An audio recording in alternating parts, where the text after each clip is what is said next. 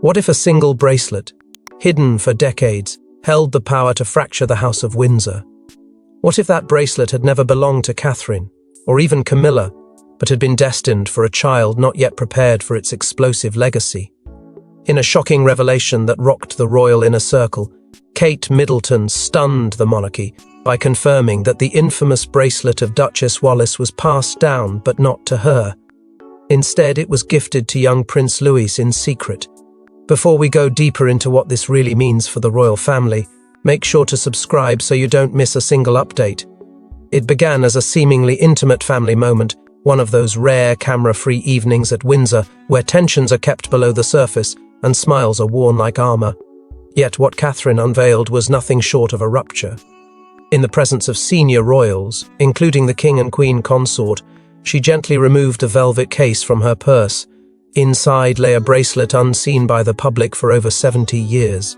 A gasp, then silence. This, she declared, was never mine to hold. Wallis chose the boy. In that moment, the very notion of generational inheritance, so carefully curated and publicly presented, was thrown into disarray. The bracelet had long been thought to be part of a sealed collection from the Duchess of Windsor's estate, locked away by royal archivists under Charles's supervision. Publicly, it was dismissed as a trinket of limited significance.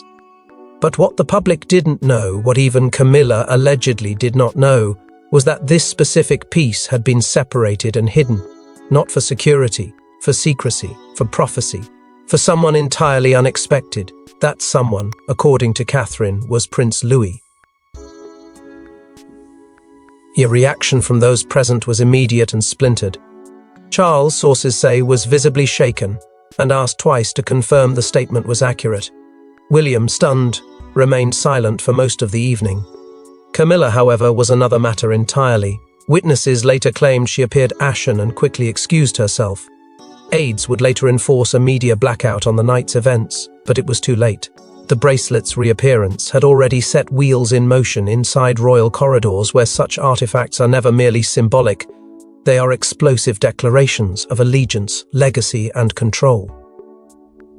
What deepened the crisis was the revelation of the artifact's origins. The bracelet was unmistakably tied to Wallis Simpson's final sealed possessions, which were not supposed to be touched without formal crown approval. How Catherine came into possession of it remains unclear, though speculation swirls around a private archivist, long believed to be loyal to the late Queen Elizabeth, but who may have had a change of allegiance in the years following her passing. Some insiders whisper of a chain of custodians stretching back decades, each sworn to protect the bracelet until a certain child was born. When asked why she hadn't worn it herself, Catherine's reply was piercing: because it never belonged to me. It belongs to the one she named. Notably, the bracelet bypassed not only Camilla but also Princess Charlotte, a future queen-in-waiting. It was not passed to the current queen consort, the Princess of Wales, or even to Anne, the Princess Royal. Instead, Wallis chose to leap over the women of the crown entirely, planting her legacy in the hands of the youngest male in line, who was too innocent to know its meaning, but perhaps destined to embody it. That singular decision is now tearing open questions of legitimacy, favoritism, and rebellion in a monarchy that thrives on predictability. But what exactly did Duchess Wallis see in young Louis, and why did she bypass an entire generation of royal women? Long after her death, Wallis Simpson has once again shaken the British monarchy. Her final act, a private transfer order written in a sealed codicil, wasn't just about jewelry. It was a deliberate political statement, meant to echo through time. And now, with Prince Louis as her chosen successor, the monarchy faces questions it cannot easily silence. For decades, the memory of Wallis had been carefully edited, reshaped, and tucked into footnotes. Yet nothing could prepare the royal family for what was about to be unearthed. In a remote wing of the Windsor archival vaults, an aged codicil signed in the final months of Wallis's life surfaced under curious circumstances. It wasn't supposed to be seen, let alone acted upon. But the one who found it wasn't just any royal aide. This was someone loyal to Catherine, a long-time archivist, reportedly vetted personally by Queen Elizabeth years ago, delivered the fragile document to the Princess of Wales without alerting palace legal counsel. What Catherine read within its folds was more than shocking, it was prophetic. Wallis had written of a boy born to balance the crown's arrogance with innocence. There was no name, no date, but the context was chillingly precise. And it pointed in one direction only. Louis.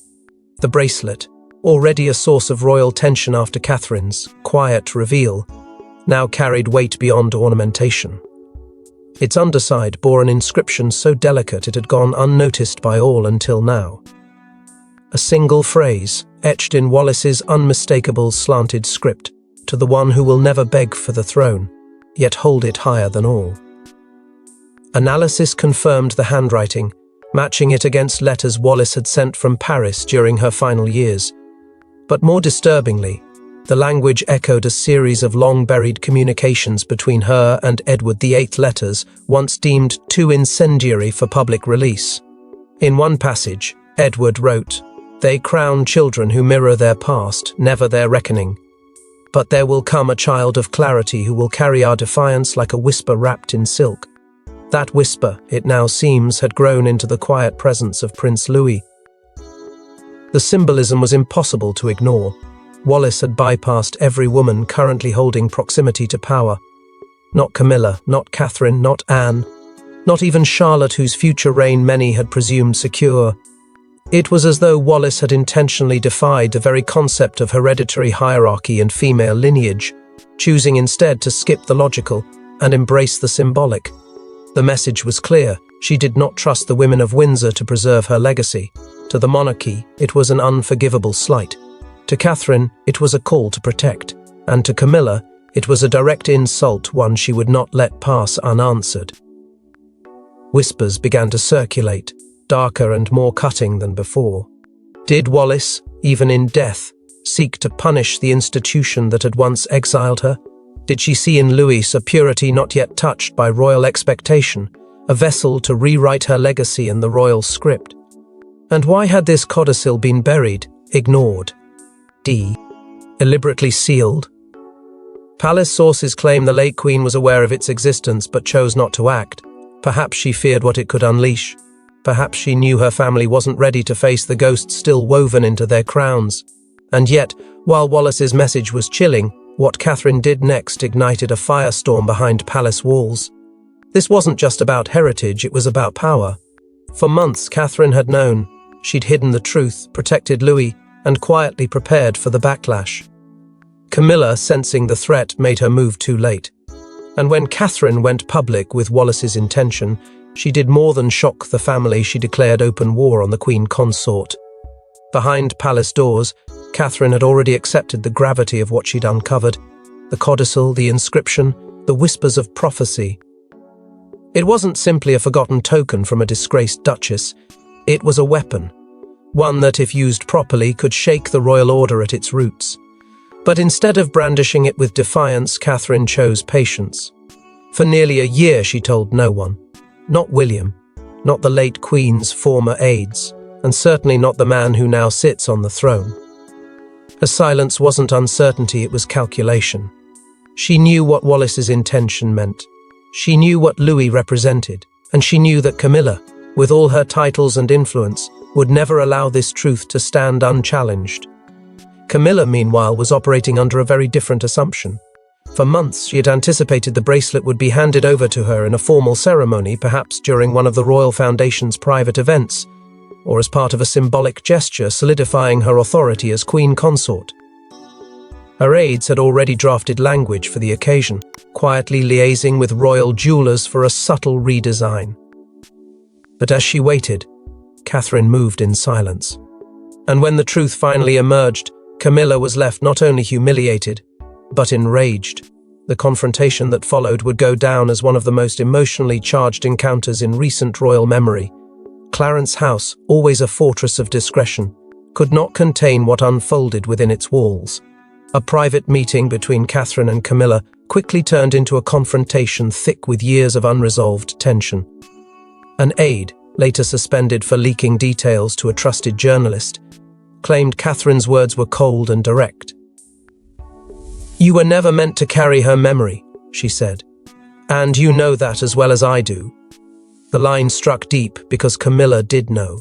She had suspected for weeks, perhaps even months, that Catherine had outmaneuvered her. But it wasn't until that moment that she realized how deeply the Princess of Wales had buried the truth and how deliberately she had timed its revelation. Public appearances soon confirmed what insiders had feared. At a recent military youth event, Prince Louis appeared wearing a simple bracelet beneath his sleeve, barely visible, yet unmistakable to those who had seen Wallis's artifact up close. No official statement was issued, no mention made. But the message was clear. Louis had not inherited a trinket. He had inherited a legacy, one that bypassed his mother and went straight to the heart of an exiled duchess, who had waited half a century to strike back. And Catherine, by allowing it to surface in this way, was no longer just a royal figure. She was now the chief author of a rewritten history. Through this quiet campaign, Catherine's control over legacy narratives began to grow. Royal historians who once focused on Elizabeth's lineage found themselves requesting access to new archives tied to Wallis. Press outlets began citing unnamed palace sources claiming Catherine was restoring the broken links of royal remembrance. Even the public, largely unaware of the internal chaos, began interpreting Catherine's moves as a subtle assertion of cultural authority.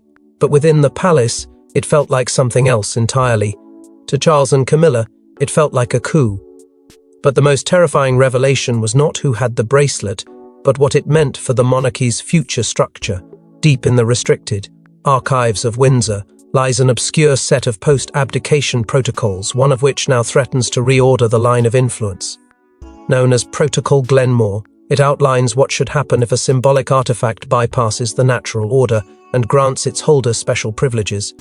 With Louis now carrying Wallis's final token, the royal rulebook itself is under question.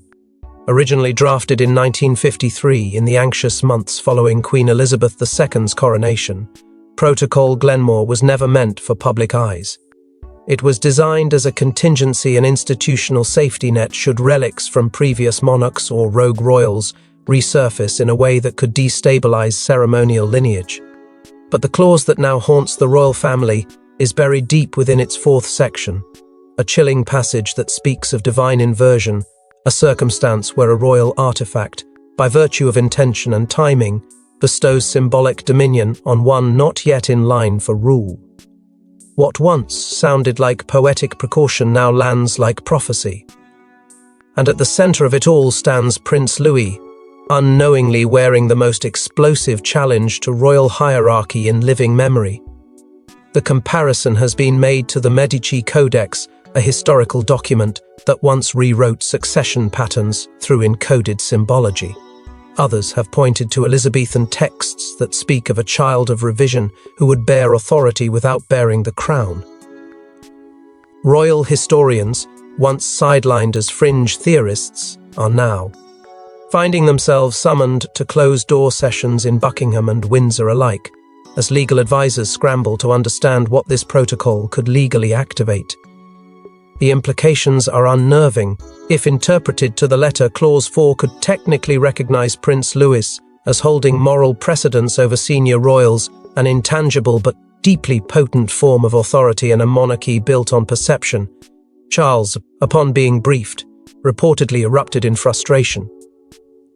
According to one insider, he slammed his hand against the table and said, "This cannot be allowed to destabilize our line. It's mythology, not monarchy."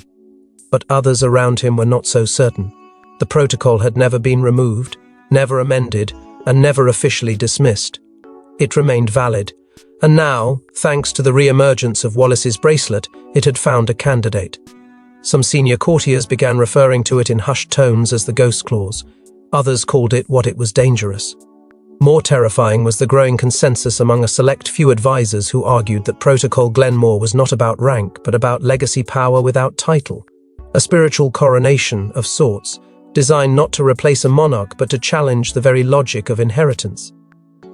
Louis wasn't being named king, but if left unchecked, he could become something far more destabilizing, the conscience of the crown, a living symbol of forgotten voices and redirected legacies.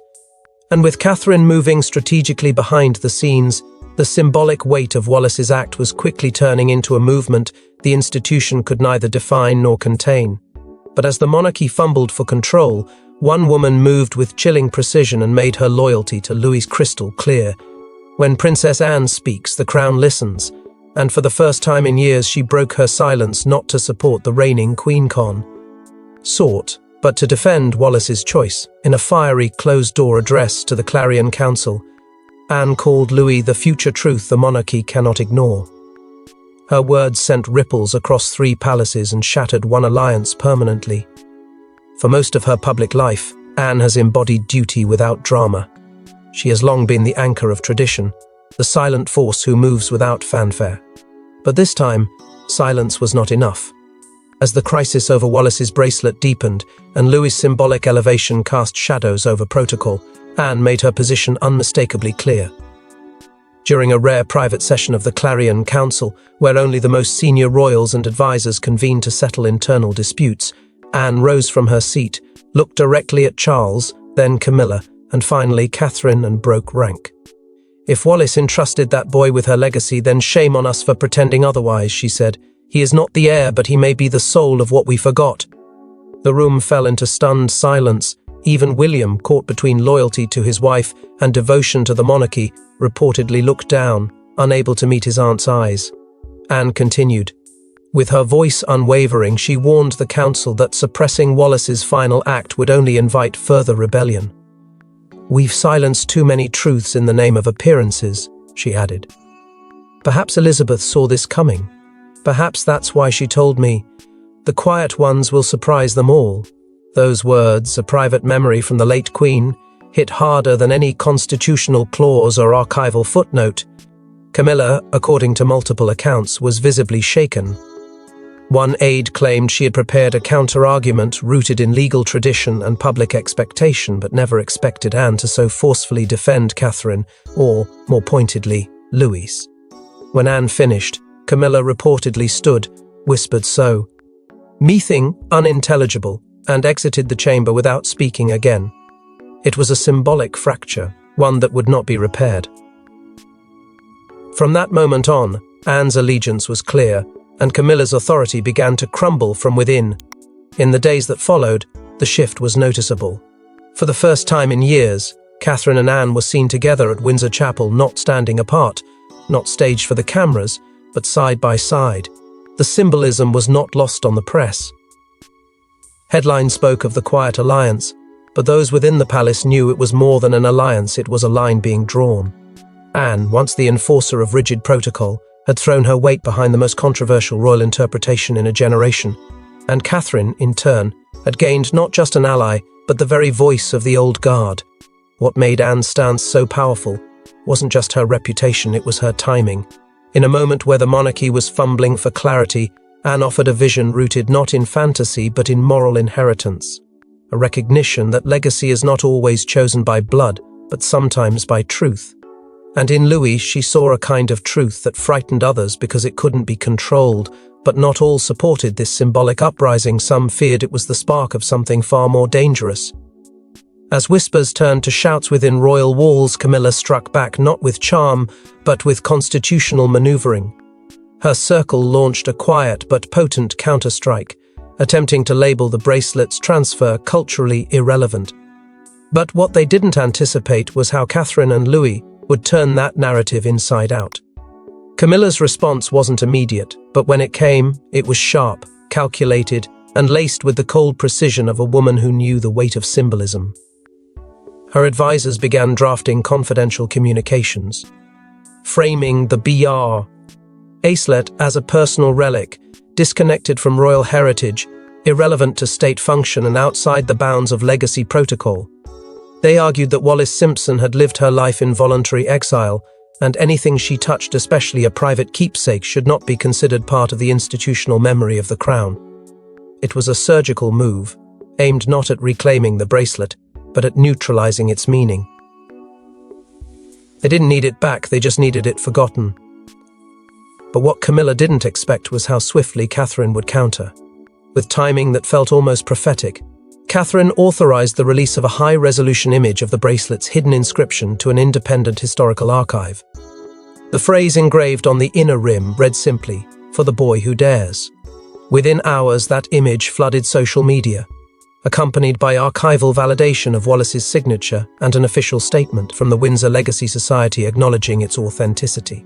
The attempt to dismiss the bracelet as irrelevant collapsed overnight.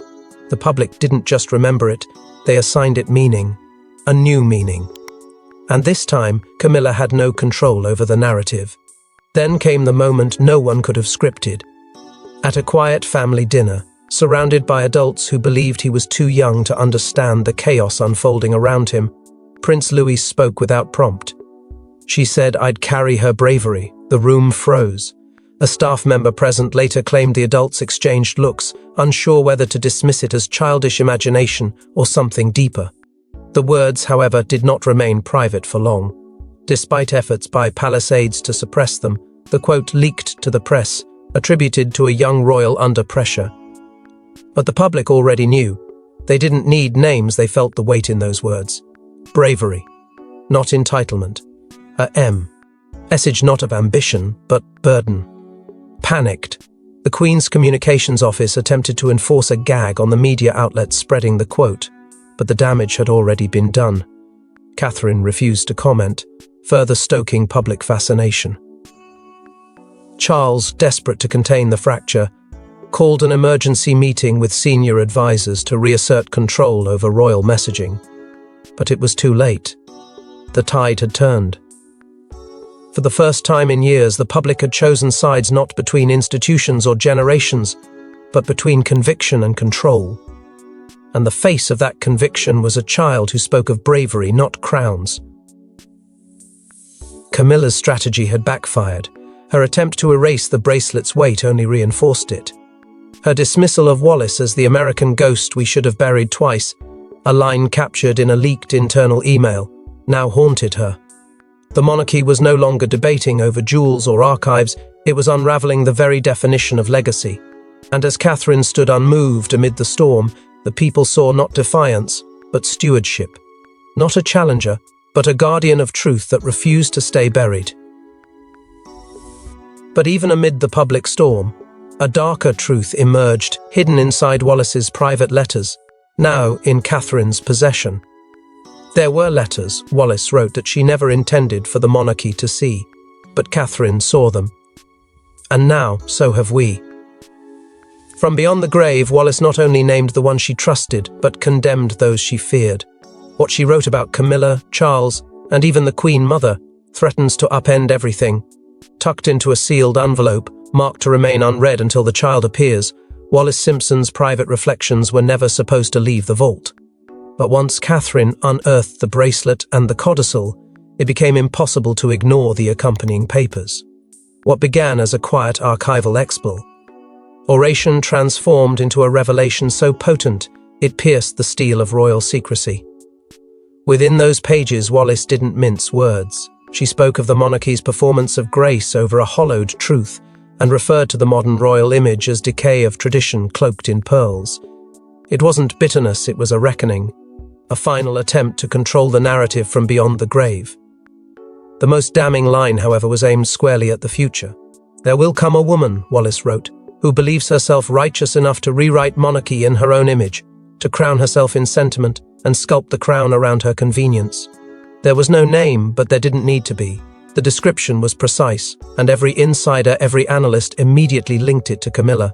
It was the portrait of a woman who, through decades of calculated moves, had repositioned herself at the very heart of the institution she once stood outside of. And Wallis, uncannily, had seen it coming. But amid this sharp condemnation, there was also a striking tenderness reserved for someone the letters called the child of future light. Wallis praised innocence and imagination, warned against grooming heirs into puppets of protocol, and dreamed of a child unburdened by expectation, yet born to cleanse the weight of inheritance. In one letter, she had circled a date, April 23rd, the birthdate of Prince Louis. Next to it, she'd scrawled a single phrase, "The time begins anew." Whether coincidence or chilling foresight, it was a line that could not be dismissed. Catherine, recognizing its power, chose a different route. Instead of publishing the full letters in a tabloid frenzy, she arranged for select redacted copies to be displayed in a private exhibit under the Windsor Legacy Trust. No press, no announcements, just silence and access. But Camilla did not remain silent. The MoM. NT news of the exhibit surfaced. Her legal team filed an emergency injunction to block all public viewing of Wallis's documents. Her argument hinged on posthumous defamation, claiming that releasing unverified private musings would cause irreparable damage to her role as queen consort. The backlash was immediate. Scholars, legal experts, and constitutional watchdogs entered the fray, debating not only the legality of the letters, but the morality of hiding them. What had once been family history was now a national argument about transparency, legacy, and who had the right to define either.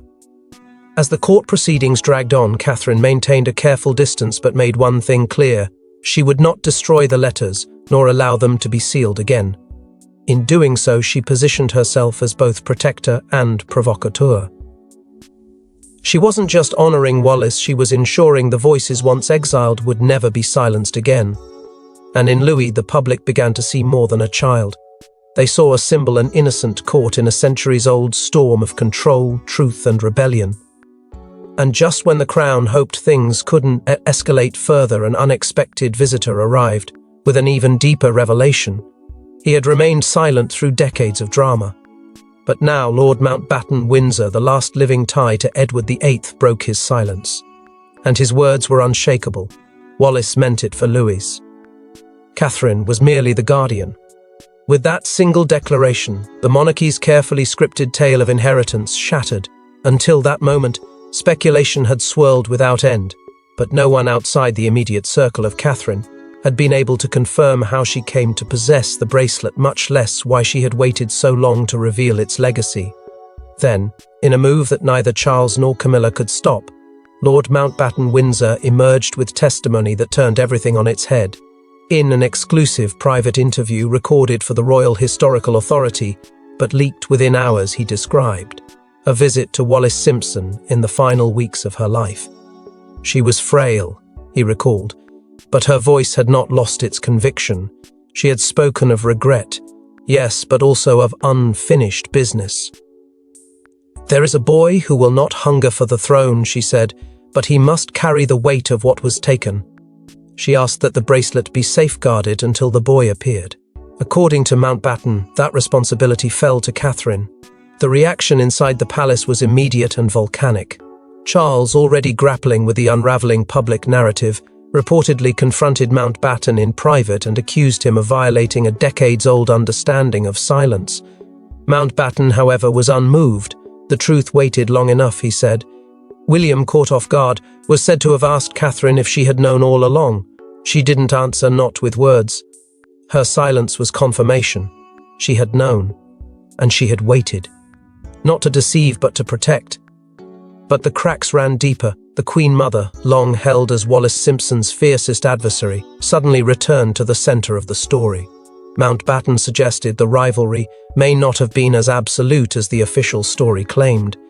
He hinted at late-life correspondence between the two women, exchanges that revealed a shared fear that the monarchy had become performative, detached, and vulnerable to manipulation.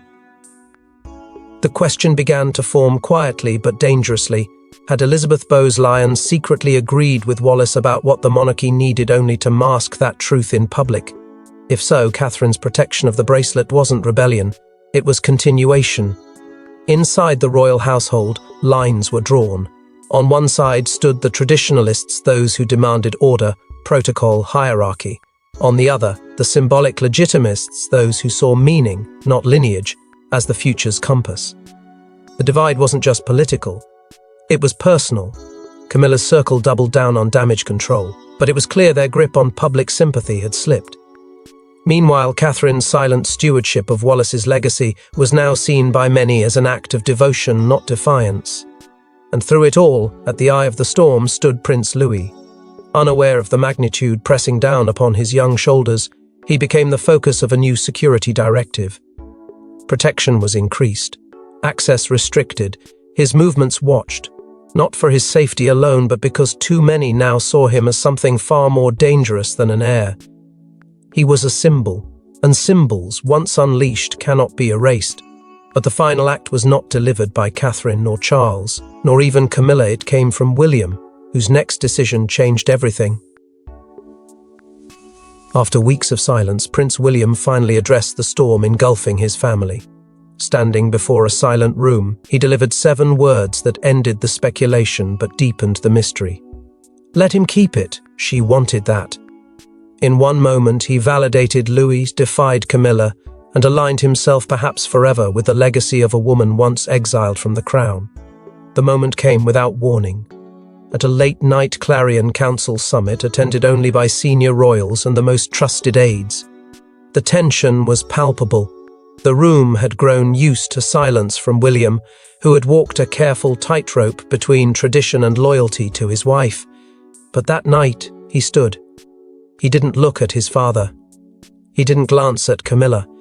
He looked straight ahead and spoke clearly, cutting through the fog of royal protocol with a single sentence: let him keep it. She wanted that. The weight of those words was immediate. In seconds, the long, bitter debate over Wallis's bracelet, its meaning and its rightful place, was over, not by legal consensus, but by moral closure. The Queen Consort, seated 2 chairs to William's right, didn't wait for further discussion. Without a word, she rose and exited the chamber, her heels echoing in the silence. No one followed her. No one spoke, because in that moment, the line had been drawn and she was on the other side of it. Charles remained still, not in defiance, but in resignation. The monarchy he had spent a lifetime protecting was shifting beneath him, and his own son had just made the decisive move. Later that evening, Catherine found William in the corridor. According to one aide, she didn't speak for a long time. When she did, she simply said, "Thank you." It was not political. It was personal. She hadn't asked for a resolution. She hadn't expected an endorsement. But William, in choosing to honor Wallis's final wish, had restored her belief that even in the royal machine, moments of humanity still existed. The gesture was not grand, but it was seismic. Outside palace walls, the media quickly picked up the scent of change. Within hours, the phrase "the Wallis line" began trending. Commentators debated whether the monarchy had entered a new era of symbolic legacy, where emotional truth overpowered bloodlines. Royal legacy protocols were quietly pulled from archives for review. Legal scholars, constitutional experts, and cultural historians began drafting op-eds, asking questions the crown never wanted to answer. And at the center of it all, blissfully unaware, was Louis, still a child, still innocent, still clutching a bracelet now heavier than any crown. For now, the story ends with the boy. The bracelet, still resting on his small wrist, no longer hides in shadows. It is worn, seen, understood, not as jewelry, not even as rebellion, but as remembrance, a tether between the royal past and a future still uncertain. And though the crown may try to bury whispers, erase names, or rewrite narratives, one truth now lives in the open. Wallis Simpson's final act was not erased. It was fulfilled. And while the bracelet remains with the boy, the question it raised continues to echo through every corridor of Buckingham Palace. What else did Wallis leave behind? Thanks for watching. Please don't forget to like and subscribe, and we will see you in next one.